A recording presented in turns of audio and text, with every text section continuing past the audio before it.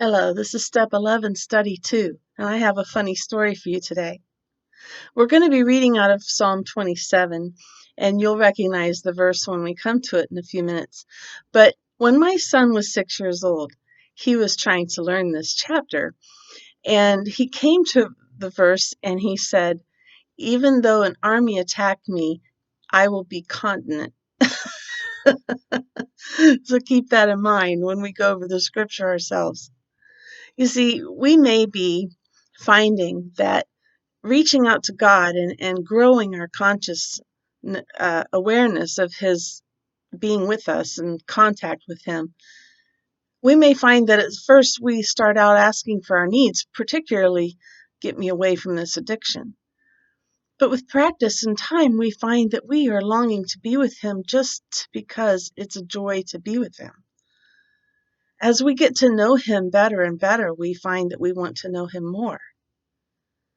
Now, one of the ways that I've seen this work in my own experience is by simply sitting down and reading the Word. I'm not talking about study. I'm not talking about grabbing a devotional and reading one verse a day. I'm talking about opening up the book and just reading.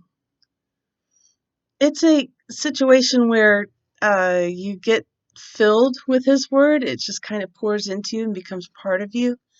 And I'm talking 5 to 15 chapters a day. It doesn't have to take a long time, but just straight through. And the more you read, the more you get to know this God who has promised us and shaped us and preserved us in the past.